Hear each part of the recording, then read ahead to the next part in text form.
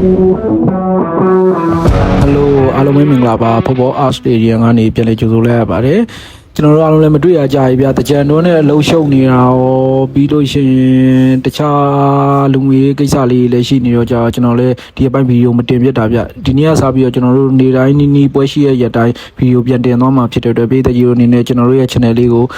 like and subscribe လေးလုပ်သွားပေးကြဖို့ကျွန်တော်အနေနဲ့မေတ္တာရက်ခံပါတယ်ကဲဆက်လိုက်ကြအောင် let's go ဒီညမှာတော့ကံမဲ့ပွဲတွေကတော့ Super Sunday ပွဲစဉ်တွေအများကြီးဗျအဲ့ပွဲတွေမှာကျွန်တော်အနေနဲ့ဒီညအတွက် big match ဖြစ်တဲ့ကျွန်တော်တို့ရဲ့Premier League မှာလက်ရှိပြိုင်ဆိုင်မှုအပြင်းထန်ဆုံးဖြစ်တဲ့ Manchester City နဲ့ Arsenal အသင်းတို့ရဲ့ပွဲစဉ်ကိုကျွန်တော်အနေနဲ့သုံးသပ်တင်ပြသွားမှာဖြစ်ပါတယ်။ Okay ဆက်လိုက်ကြအောင် let's go ဒီညမှာကံမဲ့ Arsenal အသင်းနဲ့ Manchester City အသင်းတို့ည7:00နာရီမှာကံပါပေါ့နော် Man City အသင်းရဲ့အိမ်ကွင်း Etihad မှာကံပါဗျလက်ရှိမပေးစရာရဲ့အထက်အောက်နှစ်သင်းလည်းဖြစ်တယ်ပြီးသွားလို့ရှင်မပေးဖလားကိုလည်းအစိန်ခေါ်နိုင်ဆုံးနှစ်သင်းဖြစ်တယ်ဆိုတော့သူနှစ်သင်းမဲ့လူရတော့မှာဆိုတော့ဒီညအတွက်ပွဲစဉ်ကတော့အားလုံးအတွက်ရင်ခုန်စိတ်လှုပ်ရှားစရာအကောင်းဆုံးပွဲစဉ်ဖြစ်လာမှာဗျအားလုံးပဲသိရတဲ့အတိုင်းပဲလောချေစွမ်းအရာတော့ Manchester City ကအမြင့်ကိုပြန်တန်းနေတဲ့ခြေစွမ်းမိုင်းကိုရောက်နေတယ်နောက်ဆုံး9ပွဲမှာဆိုလို့ချင်း Man City အနေနဲ့ရှုံးပွဲတစ်ပွဲသာရှိပြီးတော့3ပွဲနိုင်တစ်ပွဲတည်းဆိုရလက်ကိုပိုင်ဆိုင်ထားရပေါ့နော်အဲ့3ပွဲဇက်တာရဲ့ winning streak ပြန်ရတာကလည်းတကယ် big match တွေကြီးရမယ်ဗျArsenal အသင်းကို Carabao Final မှာနိုင်တယ်ပြီးသွားလို့ရှိရင် Liverpool အသင်းကို4 ဂိုးမရှိဆွဲရလက်နဲ့ FA Plus Semi Final မှာနိုင်တယ် FA Plus Quarter Final မှာနိုင်တယ်ပြီးသွားလို့ရှိရင်တော့ Chelsea အသင်းကိုလည်း3 ဂိုးမရှိဆွဲရလက်နဲ့Premier League မှာနိုင်ပြီးတော့လမ်းကြောင်းမှန်ပေါ်တလန်းနေတာပေါ့နော်အဲ့ဒီအနေထားနဲ့စန့်ကျင်ဘက်ပဲ Arsenal အသင်းကတော့နောက်ဆုံး9ပွဲမှာနိုင်ပွဲဆိုလို့တပွဲသာရရှိခဲ့ရဗျ3ပွဲရှုံးတပွဲတရေနိုင်ပွဲတပွဲသာရရှိခဲ့ပေါ့နော်အဲ့လိုအခြေအနေမျိုးမှာ Arsenal အနေနဲ့လက်ရှိအခြေအနေဆိုကနေရုံထွက်နိုင်ဖို့တော့အချိန်လည်းမရှိတော့ဘူးပေါ့နော်သူတို့အနေနဲ့ဒီပွဲဒါရှုံးနေသွားတယ်ဆိုလို့ရှိရင်ချန်ပီယံမျှော်လင့်ချက်က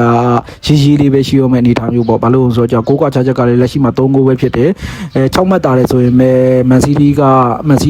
တပွဲရော့ပြီးကန်ထားတာဗျတပွဲရော့ပြီးကန်ထားရဆိုတဲ့အခြေအနေမျိုးမှာ Man City ကကိုယ်ကညမှာကိုဖန်တီးခွင့်ရှိလာတဲ့အနေအထားမျိုးလည်းဖြစ်လာတယ်ပေါ့နော်တကယ်တော့အစပိုင်းက6မှတ်ထီအောင်ပြတ်နေတဲ့အနေအထားနဲ့ Arsenal စတိုက်ချေချုံမှုတွေနဲ့ပဲ Man City အတွက်မျှော်လင့်ချက်ပြန်လဲရင်းတန်လာဗျပြီးသွားလို့ရှင် Man City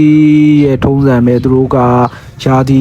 ကုန်ကန်ဒီမှာဆိုလို့ရှိရင်ခြေစွမ်းပုံမှန်ပြန်မှန်ပြီးတော့စတိုက်အနိုင်ရရှိပြီးတော့ဖလားယူသွားတာသူတို့ရဲ့ထုံးစံလိုဖြစ်နေပြီပေါ့နော်โอเคကဲထားပါကျွန်တော်တို့အတွက်ပဲရာအကျိုးပြုမလို့ဆိုတာကိုပဲကျွန်တော်တို့ကလေးလာသုံးသပ်မှာဖြစ်တဲ့အတွက်ကျွန်တော်တို့လက်ရှိအာရှပေါက်ကြီးကိုတစ်ချက်ကြည့်လိုက်ကြအောင်အာရှပေါက်ကြီးမှာဆိုလို့ရှိရင်တော့ကျွန်တော်တို့ကManchester City အသင်းကနေပြီးတော့ Arsenal အသင်းကိုတလုံး90စားဆိုတဲ့ကြီးနဲ့ဖွင့်လှစ်လာတာမျိုးတွေ့ရတယ်ပြီးသွားလို့ရှိရင်ကိုပေါင်းကြီးအနေထားမှာဆိုလို့ရှိရင်တော့ကိုပေါင်းကြီးကတော့နှလုံး80ရှုံးဆိုတဲ့ကြီးနဲ့ဖွင့်လှစ်လာတာကိုတွေ့ရတယ်ပေါ့နော်ဒီအနေထားမျိုးမှာကြီးအနေထားအရာကလည်း Man City အနေနဲ့ကတော့Arsenal ကိုတလုံး90စားဆိုတော့တော်တော်လေးတော့ပြင်းထန်တယ်လို့ပြောလို့ရတယ်ဗျဘာလို့လဲဆိုတော့ကြတော့သူတို့အိမ်ကွန်းမှာမှန်ပေမဲ့ Arsenal အသင်းကလည်းဒီရာသီအတွက်သူရေကုန်ရေခမ်း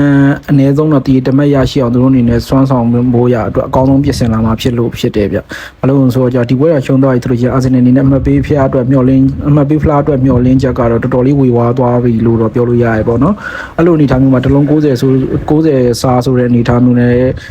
ဖွင့်လှစ်လာတာကိုတွေ့ရတယ်ပြီးလို့ရှိရင်နောက်တစ်စိတ်ဝင်စားစရာကောင်းတာကိုပေါင်းကြီးကနှလုံး80ရှုံးဆိုတော့အတင်းကြီးနှစ်တင်းတွေ့တဲ့အချိန်မှာနှလုံး80ရှုံးဆိုတဲ့အနေထားကတော့တော်တော်လေးကိုတော့ပြော့တယ်လို့ပြောလို့ရတယ်ဗျဘာလို့လဲဆိုတော့ကိုပေါင်းကြီးကိုပြန်ကြည့်မယ်ဆိုလို့ချင်းဒီပုံစံတိုင်းဆိုလို့ချင်းကျွန်တော်တို့ကဘူကီတွေက Manchester City ကို 1-2 ပဲသတ်မှတ်ထားတဲ့အနေအထားမျိုးကိုတွေ့ရတယ်ပေါ့နော်အဲ့လိုအနေအထားမျိုးကြောင့်မလို့သူတို့ဒီဂျေးနဲ့ဖွင့်လှစ်တယ်လို့ကျွန်တော်အနေနဲ့ယူဆရတယ်ပြီးတော့လို့ချင်းလက်ရှိတိုက်စစ်မှာဆိုလို့ချင်းလည်းဟာလန်ကကိုမသွန်းမိမဲ့သူတို့ရဲ့ pick up ပုံစံမျိုးမှာအကောင်းဆုံးခြေစွမ်းပြနေတာကိုတွေ့ရတယ်အဲ့ဒါအပြင်ကို Ryan Cherky နဲ့ Semenyo ကလည်းဟာလန်တော့ပတ်မိုးပေးဖို့ရလဲအသင်းဖြစ်နေတယ်ပြီးသွားလို့ရှိရင်တိုကူကလည်းဘေတောင်မှန်မှာခြေစွမ်းပြနေရပေါ့နော်နောက်တန်းကောကွန်းလေပေါ့ ရှည်တန်းကိုအဖက်ဖက်ကဆက်ဆက်ရရကတော့လုံးဝကိုအတွဲညီနေတဲ့အနေအထားမျိုးတော့ Manchester City ကဖြစ်နေတယ်တစ်ဖက်မှာကျတော့ Arsenal တင်းကတော့ပြောင်းပြန်ပြ Arsenal တင်းကတော့ဂျာစီအစနဲ့ဂျာစီအလယ်မှာခြေစွမ်းနေတောက်လျှောက်ကောင်းနေဆိုတော့နောက်ပိုင်းတော့သူ့ရဲ့ကစားသမားတွေအကုန်လုံးခြေစွမ်းကပုံမှန်အောက်ကိုရောက်နေတယ်လို့ပြောလို့ရတဲ့အနေအထားပေါ့နော် Martinelli ကိုပါလို့ဆိုလို့ရှိရင် Arsenal မှာဆော့နေတာမဟုတ်ရဲ့လားလို့တော့ထင်မှန်းရလောက်အောင်ဒီခြေစွမ်းပိုင်းဆိုင်ရာကနည်းနည်းအကြပိုင်းကိုရောက်နေတာကိုတွေ့ရတယ်ပြီးတော့ချင်း Peter Yogeret သူတို့အနေနဲ့တိုက်စစ်မှုကိုအကိုပြီးခေါ်ထားပေမဲ့ Yogeret အနေနဲ့ကလည်းထိုက်တင်လောက်ခြေစွမ်းပြနိုင်တဲ့အနေအထားမျိုးမှာတော့အရင်ကြီးရှိမနေဘူးပေါ့အဲ့လိုအနေအထားမျိုးကြောင့်မို့လို့ခြေစွမ်းပိုင်းဆိုင်ရာရောစိတ်ဓာတ်ပိုင်းဆိုင်ရာရောအမှတ်လိုအပ်ချက်အရာရောကြီးအရာရောကျွန်တော်အနေနဲ့ဒီညတော့ရွေးချယ်မှုကိုကျွန်တော်အနေနဲ့ Manchester City ကိုကျွန်တော်တို့ဒီညရဲ့ special choice အနေနဲ့ရွေးချယ်ချင်ပါတယ်ပေးတဲ့ကြီးတဲ့အမြင်မတူတာရှိလို့ရှိရင်ကျွန်တော်တို့ရဲ့ကွန်မန်ပေါင်းမှာတခါတည်းရေးသွားလို့ရပါတယ်သုံးသပ်ပြီးတော့ဝေဖန်ကြံပြုချင်တာလေးတွေကိုလည်းကျွန်တော်တို့ကိုဝေဖန်ကြံပြုနိုင်ပါတယ်ကျွန်တော်တို့ရဲ့ channel လေးကိုလည်း like and share လေးလုပ်ပြီးတော့အားပေးကြဖို့ကျွန်တော်အနေနဲ့မေတ္တာရက်ခံပါတယ်အားလုံးပဲမင်္ဂလာရှိသောညချမ်းလေးဖြစ်ကြပါစေအားလုံးပဲ good night ပါ